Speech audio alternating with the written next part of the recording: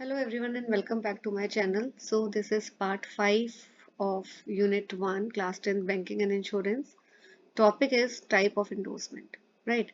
तो यहाँ पे आप देख सकते हैं according to Negotiable Instrument Act 1881 endorsement जो है there are 5 forms. एक फॉर्म हम अभी डिस्कस करेंगे. फर्स्ट है आपका endorsement in blank या फिर इसको हम जनरल endorsement भी बोलते हैं. So इस केस में जो पेई है, पेई कौन है? जिसको ये इंस्ट्रूमेंट मिला है, ठीक है, ये नेगोशिएबल इंस्ट्रूमेंट पेई के पास है, इसके पास है, तो इसको पेमेंट मिलेगी. अब ये जो है पेई या फिर इंडोर्सर जो है ये किसी को आगे इंडोर्स कर रहा है. नेगोशिएबल इंस्ट्रूमेंट इंडोर्स का मतलब मैंने आपको बताया था ट्रांसफर कर रहा है, ठीक है. सो ये किसी मिस्टर ए को इसने ट्रांसफर कर दिया, लेकिन जब ये पे इस नेगोशिएबल इंस्ट्रूमेंट में नाम नहीं मेंशन करता इंडोर्सी का, यानी ए का नाम मेंशन नहीं करता, तो उस केस में हम उसको बोलते हैं इंडोर्समेंट इन ब्लैंक या जनरल इंडोर्समेंट. इसमें इंडोर्सी का नाम, जिसको ये इंस्ट्रूमेंट ट्रांसफर किया जा रहा है, उसका नाम मेंशन नहीं होता है. अब इंडोर्समेंट इन फुल और स्पेशल इंडोर्समेंट, इस केस में इंडोर्सी का नाम जो है जिसको इंस्ट्रूमेंट ट्रांसफर हो रहा है वो उसका नाम क्लियरली मेंशन होता है, ठीक है. इसमें नेम इज स्पेसिफिकली मेंशन्ड. यहाँ पे देखिए स्पेसिफाई करता है पेई और इंडोर्सर जो है जिसको भी आगे ये नेगोशिएबल इंस्ट्रूमेंट ट्रांसफर कर रहा है उस इंडोर्सी का नाम स्पेसिफिकली मेंशन किया जाता है. The specified person endorsee becomes the pay. तो जिसको भी ये ट्रांसफर किया है, जैसे ए को ट्रांसफर किया तो ए का नाम जो है मेंशन होगा और अब ए को पेमेंट मिलेगी. A will become the payee of the instrument. इसमें एक चीज और आपको याद रखनी है, वो ये कि this one, just a second, या ये देखिए, अगर इंस्ट्रूमेंट में अगर वर्ड्स हैं, सिर्फ यहाँ पे मैं कर देती हूँ, अगर इंस्ट्रूमेंट में वर्ड्स हैं ओनली या फॉर माई यूज, ठीक है, अगर इंडोर्समेंट करते हुए ये वाले वर्ड्स मेंशन है ओनली फॉर माय यूज, तो इंडोर्सी आगे उसको फर्दर ट्रांसफर नहीं कर सकता. यानी अगर बी जो था वो पे था, इसको इंस्ट्रूमेंट इसके पास था और इसको पेमेंट मिलनी चाहिए थी, इसने आगे जो है ये इंस्ट्रूमेंट सी को ट्रांसफर कर दिया. बी तो हो गया इंडोर्सर और ये सी हो गया payee, endorsee sorry. Let me write again. E हो गया इंडोर्सी.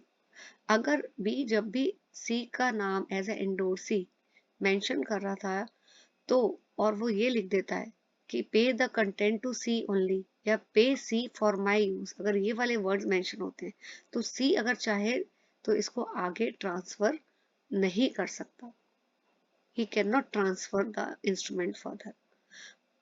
अगर ये नहीं लिखे होते वर्ड्स ओनली या फॉर माई यूज, तो सी भी आगे किसी को चाहता तो ये इंस्ट्रूमेंट ट्रांसफर कर सकता था, लेकिन अगर ये वाले वर्ड्स मेंशन है तो C can not transfer the instrument further, right. तो C can receive the money and C can not endorse it to anyone else. ये मीनिंग है इसका.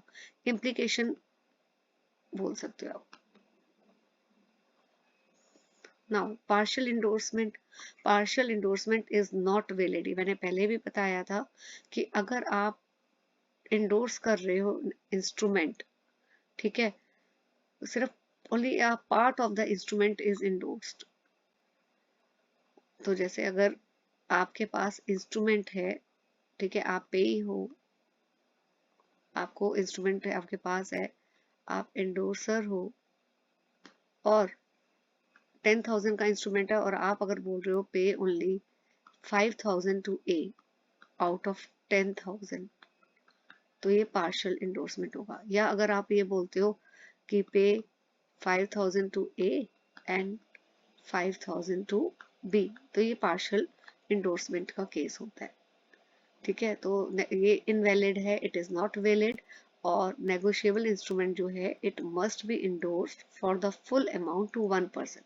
इंडोर्समेंट जब भी होने, नेगोशिएबल इंस्ट्रूमेंट जब भी इंडोर्स होता है it should B for the full amount. जैसे 10,000 का अगर इंस्ट्रूमेंट था तो 10,000 का ही होना चाहिए और एक ही पर्सन को ट्रांसफर होना चाहिए। नाउ कंडीशनल इंडोर्समेंट, ये क्या होता है कि अगर इंडोर्सर बोले कि जिसको भी इंस्ट्रूमेंट जो है वो इंडोर्सी मतलब ट्रांसफर होगा, अगर कोई पर्टिकुलर इवेंट अकर होगा तभी जो है इंस्ट्रूमेंट जो है ट्रांसफर होगा। जैसे एक बारी लेट मी रीड देन, अगर इंडोर्सर जो है एक्सप्रेस करता है, ठीक है, मेक हिज लायबिलिटी और the right of the endorsee to receive the amount due. तो अगर इंडोर्सर ये बोलता है, जैसे मैं इसको सिंपल एग्जांपल के थ्रू ना, ये लैंग्वेज थोड़ी सी लीगल लैंग्वेज है इसलिए थोड़ी टफ लगेगी अभी आपको। तो ए के पास, ए ने ट्रांसफर किया है सी को, ठीक है, तो और साथ में ये बोल दिया है, कंडीशन लगा दिया है। अब सी कौन हो गया? इंडोर्सी, ठीक है। बट अब साथ में ये कंडीशन लगा दिया है कि सी को पेमेंट तभी मिलेगी और उसको इंडोर्सी के राइट्स तभी मिलेंगे अगर if he returns from London. तो ये कंडीशनल इंडोर्समेंट का केस हुआ। तो सी को पेमेंट कब मिलेगी? जब वो लंदन से वापस आएगा। अगर वो लंदन से वापस नहीं आता तो उसको पेमेंट नहीं मिलेगी। तो दिस इज कंडीशनल इंडोर्समेंट। अब इफेक्ट क्या है इंडोर्समेंट का?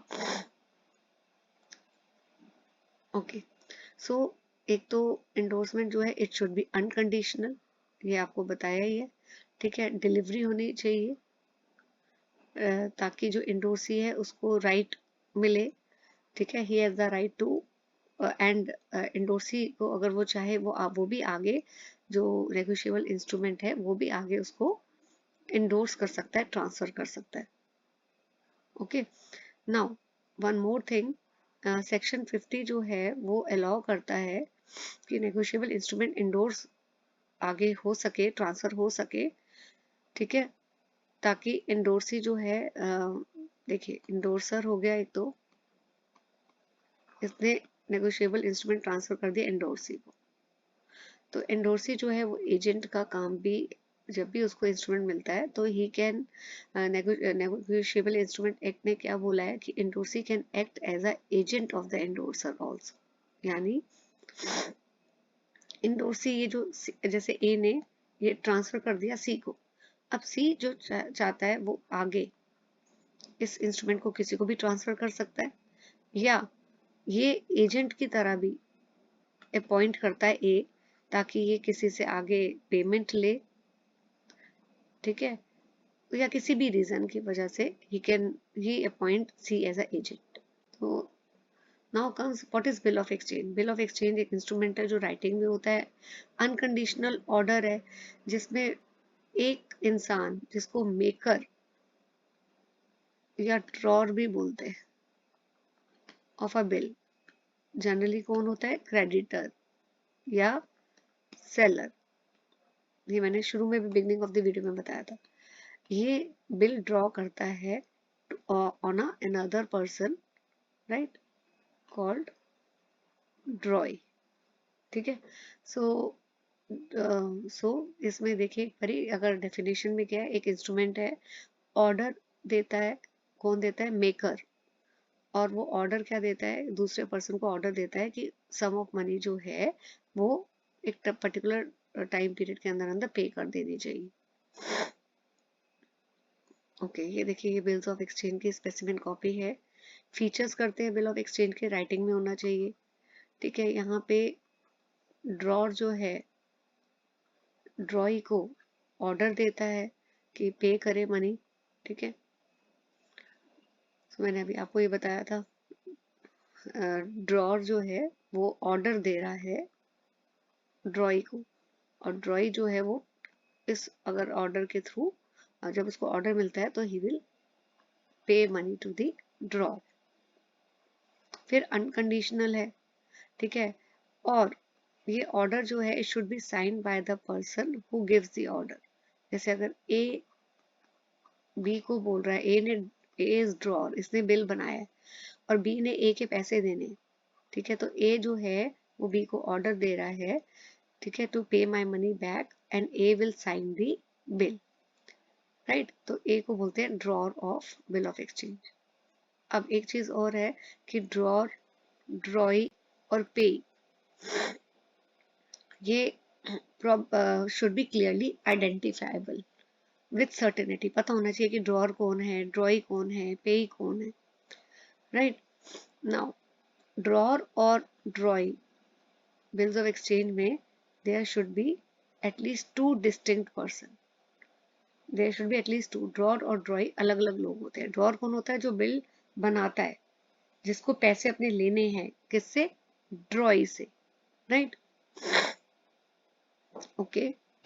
अब बिल जो है, bill contains an order to pay और definite amount of money. Bill आपको पता है क्या है?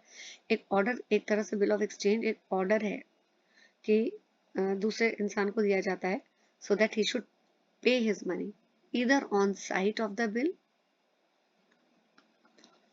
और after a specified time. Sight of the bill का मतलब है कि bill is payable on demand. जब भी ए ने अगर बिल बनाया और बी को बोला मेरा पैसा दो, तो अगर if it is made on site, site of the bill का मतलब ए जब भी मांगे अपना पैसा तो बी को उसको देना पड़ेगा ऑन डिमांड।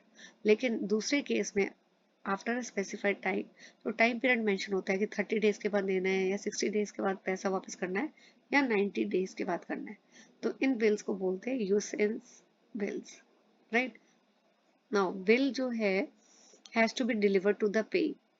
बिल किसको डिलीवर किया जाता है? पे को, राइट।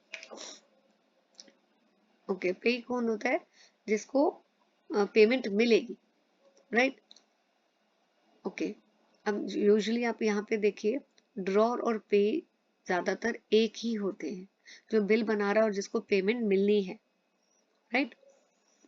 और बिल्स ऑफ एक्सचेंज जो है it confirm absolute and good title on the transferee. तो ट्रांसफरी को ये जो है टाइटल मिल जाता है, ठीक है। This is the thing. Then promissory note, this I will cover in the next video.